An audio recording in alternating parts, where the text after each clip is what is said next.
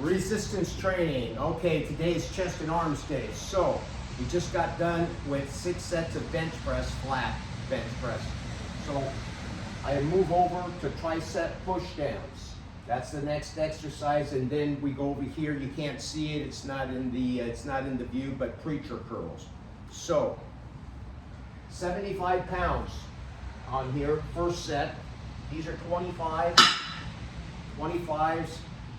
And we'll go from there. I wish you could get a better angle here so you won't, but anyway, you'll get the idea.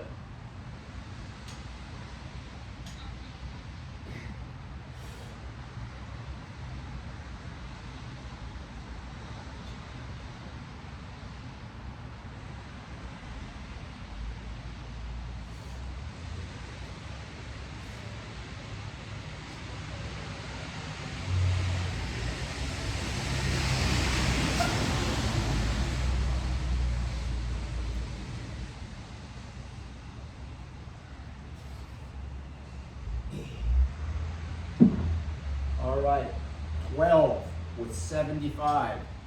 So I'll usually do about 5 or 6 sets. All right, so let's add some weight, and then we'll talk about something that's very important to your training progress.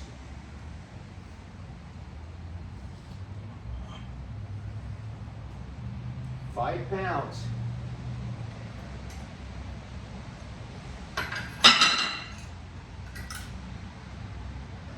All right, so what I'd like to discuss today, if you're not making progress and you've been hitting it, the main reason would probably be you're just training too damn much. When you train all the time, you desensitize the muscles, and they just come accustomed. They're not getting sore anymore. You're not having DOMs anymore. So nothing's gonna happen. You're like a hamster in a wheel. You're gonna just be spinning your wheel. So here's what I'm gonna tell you. The secret to this stuff is infrequent training. That doesn't mean, now don't get me wrong, that doesn't mean you train with low volume and you don't train hard. You train infrequently, but when you train again, for instance, you take 3 or 4 days off, and when you train again, you train brutally hard and you do damage. Then you leave, you go home, you do other activities. Today I may post a kata video. Today's kata day for me. I'm a karate practitioner, been all my life.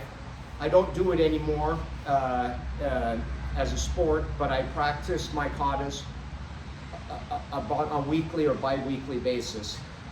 They're just, I can't compete anymore in the karate. It's just, I'm too old, and that's a young man's game. But, so what I'm saying is, you have to do other activities when you're not training. Go for walks, go swimming, go do other things. Lifting should be infrequent. That way you heal, the muscle repairs, you eat good quality protein, and then you heal, rebuild, and come back. That's the whole ticket. These guys that are training all the time, I'm gonna tell you, their little secret. And not that that's their secret. There's other people that don't have the secret and do the same thing as the people that have the secret. And the secret is PEDs, anabolic steroids, TRT. That's why they train all the time, okay?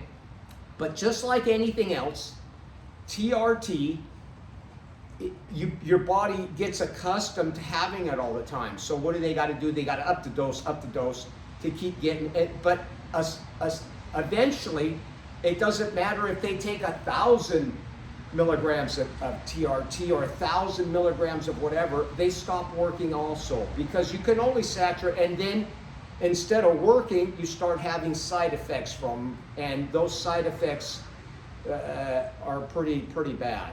Kidneys, heart, you name it, the whole 9 yards. It's like any other drug. You smoke weed all the time. If you smoke weed, and you get stronger and stronger, pretty soon it wears off and it doesn't stimulate the way it did before. This is how the body works. Your body is an adaptive mechanism, And what it does is it tries to save your ass from freaking dying. So that's why it does that, because it's being poisoned, and the poison, it wants to live, and the organism adapts, and it down regulates. It's called down regulation. All right, let's do the second set, 80 pounds. Let's see if I can turn sideways here so you get a better view here. 80 pounds.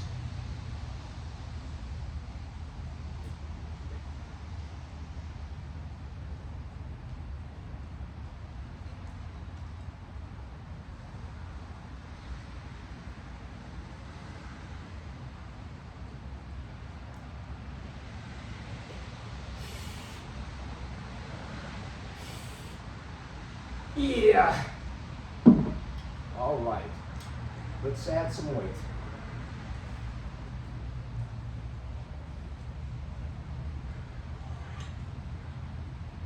All right, another 5 pounds. 5 pounds. £90. So everything down regulates. This is the reason that things stop working. So the same with training. You have to desensitize yourself, so to speak, from the training. If you drink coffee, when you first have your first cup of coffee, it stimulates. Okay? You keep drinking the coffee, more and more and more coffee. After a while, you can drink a pot of coffee and it doesn't have the effect that it had when you did the first cup of coffee, when you first started drinking the coffee. The body is an amazing organism. So you got to think outside the box, and you have to figure out ways to keep the growth coming. You have to do different types of stimulation. You have to always be thinking, in other words, in karate, being on your feet, so to speak. You always got to be on your feet, because your opponent or whoever you fight, it's going to be different. It's just like sparring. I'll give you another example. You spar someone, and you spar and you fight with this guy, you're training with him. After a while, that person, you know his every habit, and even though he can try to change things up, you know him. You guys have been doing the dance together, okay? And it becomes, how would you say, familiar to you. It's very familiar to you. And you're more relaxed. You get another guy who you've never sparred with before, who you've never trained with before. You got to be a little bit more careful, because you're not used to his movements. You're not used to how he fights, how he moves, what his reactions are, his timing. So it's a new stimuli. It's a new type of an adaptation, so to speak. And that goes for everything. That's why you got these ass clowns out here preaching all this horse shit about training, and I'm a PhD scientist and this and that and all this other horse shit. They have no clue. It's the simplicity of the training. You got to keep things simple, and you have to understand human physiology, how the human body works. Okay? All right, so what do we got on here now? All right, so we did 75 for 12, 80 for, what was it? 80 for 10, I believe. Was it 10? And 90. Now we got 75, 80, 85. Let's go to 90. Let's go 90 pounds on here. My God. Let's go 90. What do we got? 75, 85. Go 90 pounds. 5 pounds.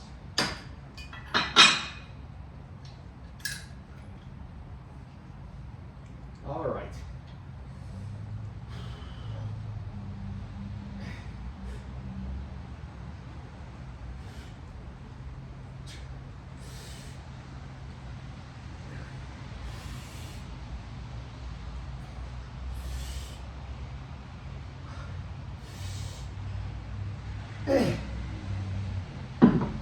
Six. All right. 6. 6 reps with 90. So I'll keep it there for a little while, and then we'll probably do 5, 6 sets. Then I'm done. We're all done there. It's getting a little warm out here. It's not as cold as it has been. So that's a good thing.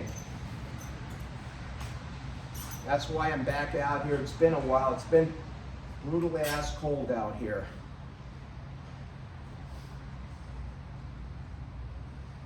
All right. Take a little breather for a minute. All right. Let's get a good shot here, huh? Now, you know,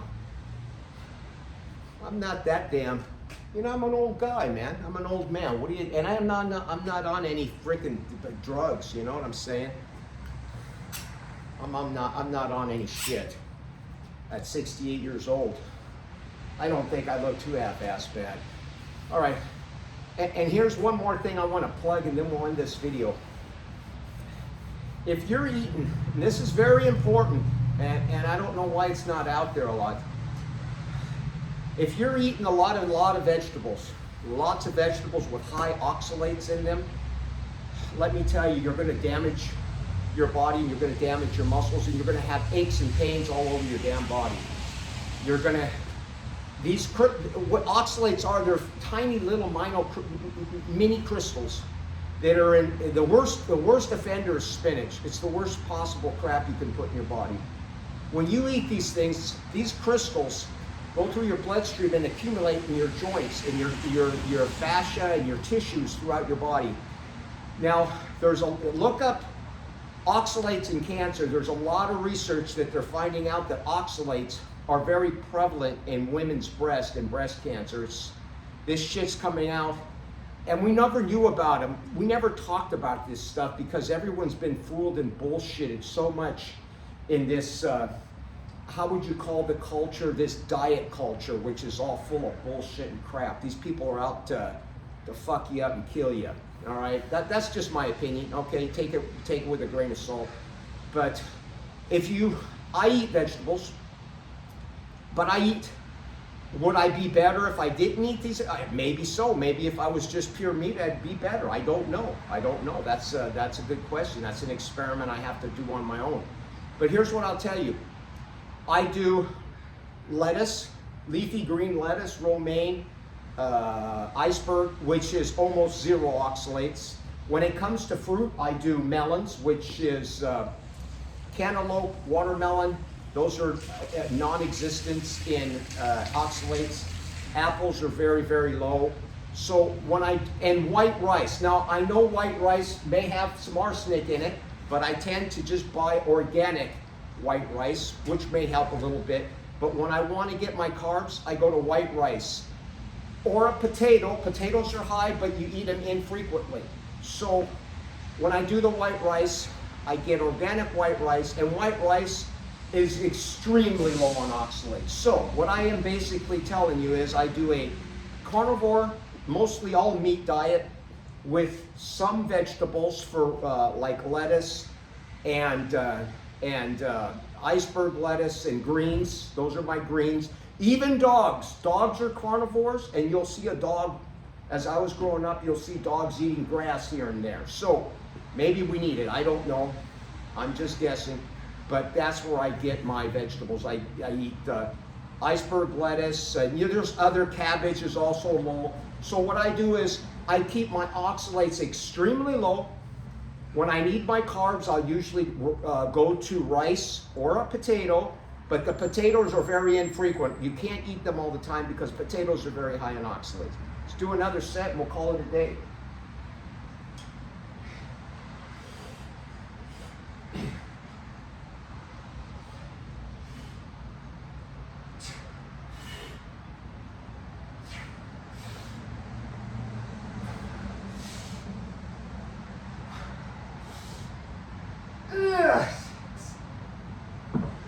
All right, 6 a Rooney. All right, so I'm gonna do another set, then I'm gonna go to preacher curls, and we'll see you in just a little bit, and we'll finish up, and I'll film the the other part of this workout. This is the triceps. We're going to go to the arms. Talk to you in a little bit.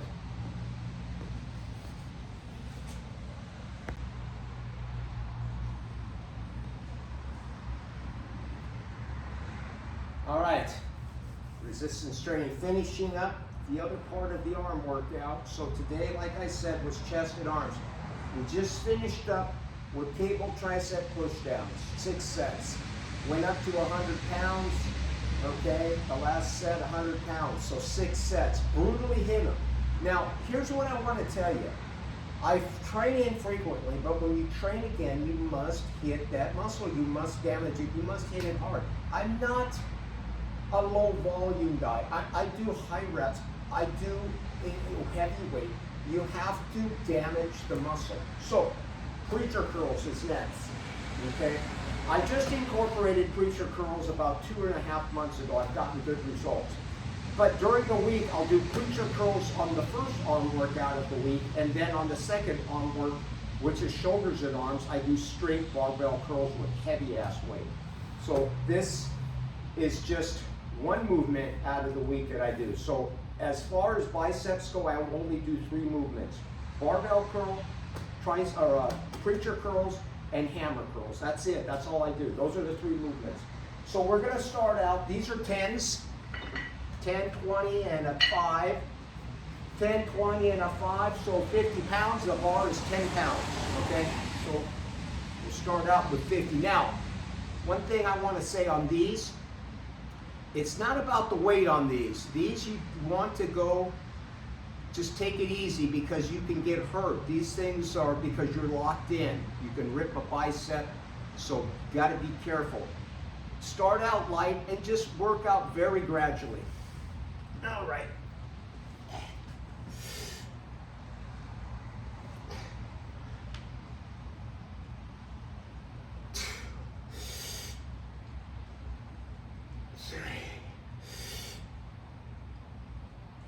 Four.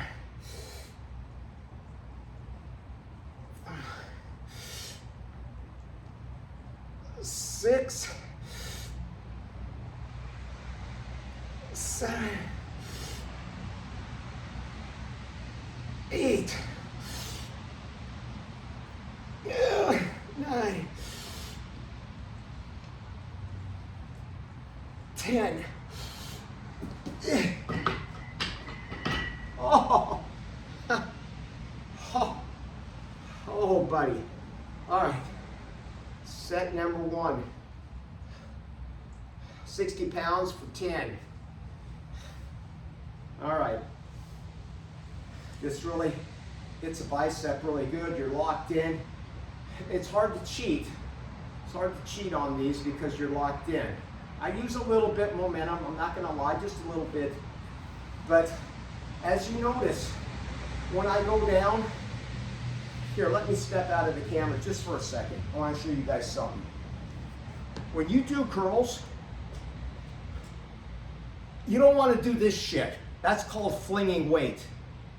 The coach out there, he flings weights. Did you see the coach? Yeah. Watch the coach, okay? We all know who the coach is, okay?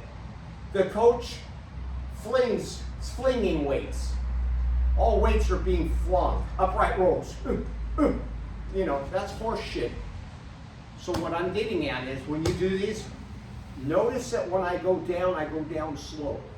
The eccentric is important in everything I do. The eccentric. You can't just heave up a weight and then drop it, because anyone can do that. You know, that's how we're made. We want to make things as easy as possible. See what I'm saying? So, you know, in the real world, you would just lift the damn thing up and then just drop something, okay? We're trying to build muscle, okay? So you want to use the eccentric part of the movement, and you want to feel it. It hurts. Of course they drop it. People are going to drop the weight because it's painful, okay?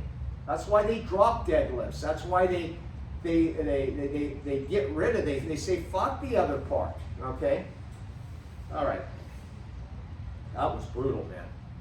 So when I work the triceps, I work these right afterwards, okay? Tricep push downs, come right to this. Now, I don't believe in supersetting, like going from one thing, like if I go over here and then I come right over here set after set to save time, it's not going to give it the full justification, because you want to, what you want to do is you want to focus entirely on that movement that you're working on.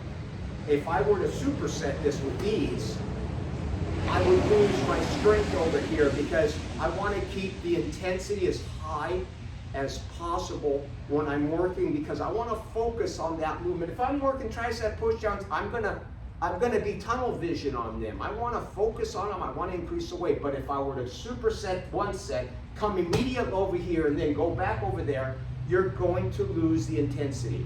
You may get a good pump, absolutely, but you're going to lose the intensity. I like the intensity. I like to move some iron. I like the heaviness. I like to feel the movement throughout the muscle, I like to feel the weight throughout the whole range of motion is what I mean. All right. I have rambled on. Let's go do another one.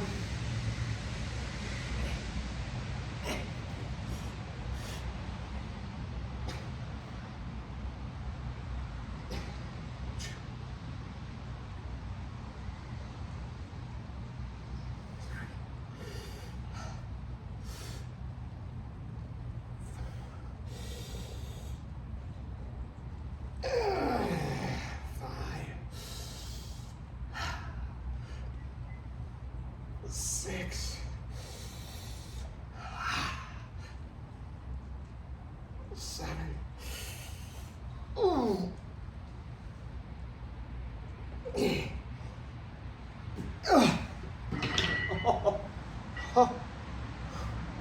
oh, buddy. Oh, cooker, man, cooker. So we got 10 for 60, 8 for 60, and we'll keep it there. I'm not gonna lighten it. Just keep on going. Just keep on freaking going, and that's how you do it. So, back to what I was telling you. You don't want to fling weight, man. That's not, a flinging weight's gonna get you hurt. You're gonna screw up your tendons, your muscles. You know, I see a lot of people flinging weight. You want to keep the damn weight in control. You want to control it at all times, okay? Gee, some of the shit that you see out there, you know, no wonder, you know, they're not building any damn muscle and they look terrible, because they're just trying to throw some weight around, you know? It's crazy. It really is. Woo!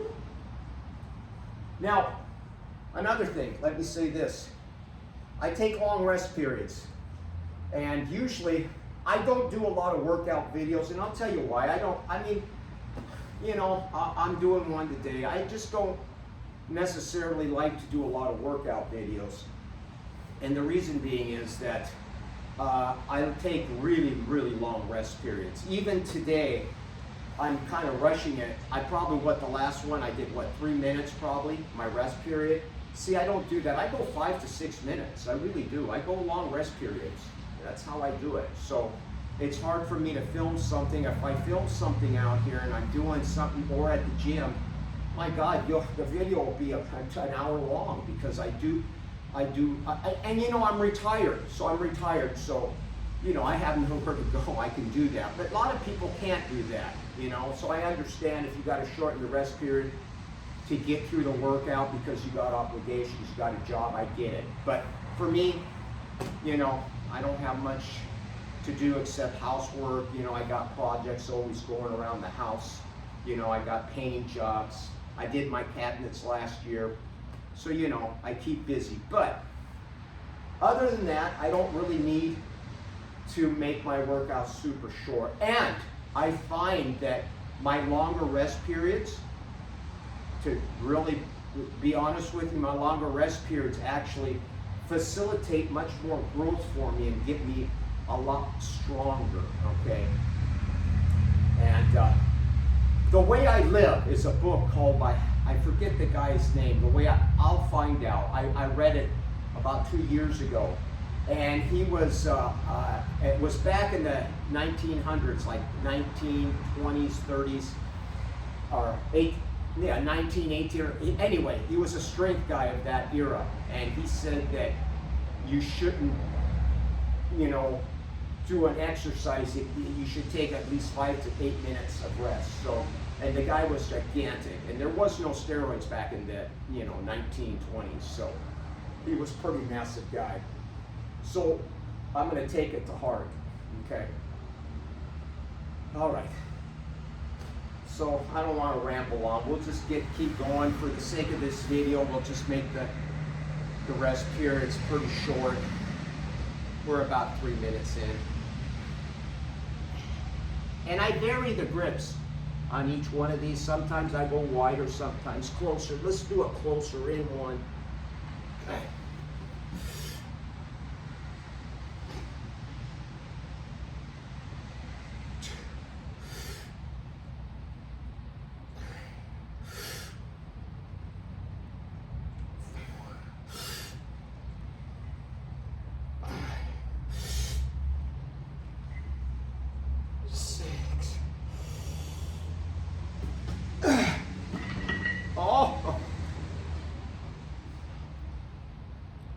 Man. So, 10 with 60, 8 with 60, 6 with 60. All right, 3 sets. We'll go for 3 more. Just to show you I'm not BSing you when it comes to the set. I made a video a while back, and some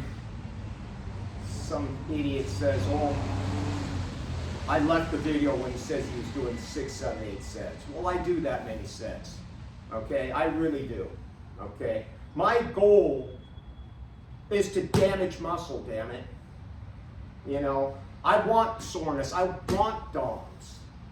That's what these other guys say, oh, you don't want DOMs, you want to get adapted in your training so you don't get DOMs anymore. Guess what? When you're adapted and you don't get DOMs anymore, you flatline, your growth stops. Boom, done. It's over. Okay? That's my belief. I believe that wholeheartedly. Unless you're shooting up a bunch of shit and you're on a shitload of PEDs. Then that's a different story. You can go a little further than the average man. Okay? But I don't want to be that guy. I don't want to be that guy on the assistance. Okay, as I call it, the assistance. Another thing, these drugs, look at PED users, look at them. Accelerated aging, they look older than they are. You know why? Because, think about it for a minute. It's like you're juicing up, it's like you put a nitrous oxide on a car. Those parts in that engine wear out damn fast, don't they? Because you're putting a lot of stress on it that otherwise wouldn't be there. A natural man can't do what they can do. And that's why a natural man has more vigor and is more, has a longer longevity versus an enhanced. An enhanced is like having a hot rod car. Hot rod cars are maintenance, man. I've had them. You get a car with 400 or 500 horsepower, build it up, put different cams, build the son of a bitch up, headers, the whole 9 yards. You start snapping rear ends, you start popping. I had a Camaro Z28. It was so powerful it popped lug nuts off the back wheel. That's right, because you're enhancing it. Okay, that's what I'm going to tell you. You're enhancing the vehicle. You're enhancing your body. You're going to make it do things that it naturally would not be able to do. We can't do that. Okay? It's not natural to lift 500 pounds. It's not natural to deadlift 600, 700, 800 pounds. Your body's not made for it. Your bones are not equipped. That's like, you ever buy a truck, go buy a truck and it has ratings on that truck. That truck has a rating for poundage, how much it can pull, how much payload it can take. So that truck is equipped and built for that specific payload. If you buy a F-350, obviously, Ford F-350 is going to be able to take a bigger payload and tow more because of the way the springs, the leaves, the suspension, the motor, everything is set up for it. But human beings are not set up. We're all basically, when you get down to it, we're all the damn same. Okay, we're the same. Sure, you can get better density bone and harder bone density by good eating, but still, it doesn't allow for pulling 600-700 pounds off the floor. You're going to age yourself. You're going to do damage to yourself. Okay. Now, I do train to lift heavy and strength. Now, I've reached a 405 deadlift. Guess what? I've stopped there. I don't have any desire to go any further than that, okay? I may even remove them for a while and start doing leg presses, just for a change. But once you reach a certain point that your body's able to recuperate from, then that's all. There's no need to go higher and higher and higher. After that, you've achieved what you needed to, and you move on. Same with the bench. I mean, if you can do 2 1/4, now I cannot do that, but if you reach a 225-pound bench for 10 reps, that's basically all you need. You don't need to go any higher, and you're going to look better than 90% of the people out there. Do you know the people out there, how many people can't even do a 225-pound bench? It's not that many. They'll tell you otherwise. The steroid users, they'll tell you otherwise, but that's horseshit. All right. Let's do the next set.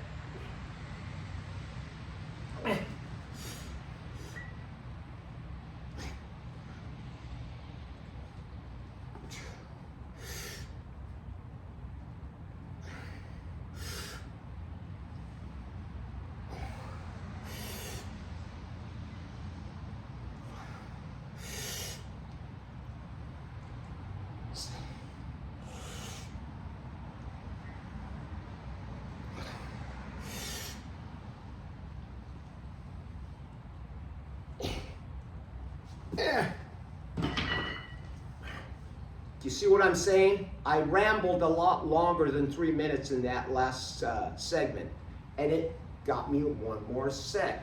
That's why I do that. I go long periods. I go 5 minutes between sets because it keeps my strength up. So, 60 for 10, 60 for 8, 60 for 6, and 60 for 8, I believe. Okay, we're gonna do one more. And then I finish up with weighted dips. That's my arm day, weighted dips for today. That's it. 25 pounds right here, and we go from there. All right? So rather than sit here and keep rambling, I'm gonna let you go, and I'm gonna finish this last set, and then I'm gonna move over to dips, and then we'll call it a day. Hope you enjoyed this video. Subscribe, and I hope to see you soon. Martini, I'm out of here. Take care, and thanks for watching.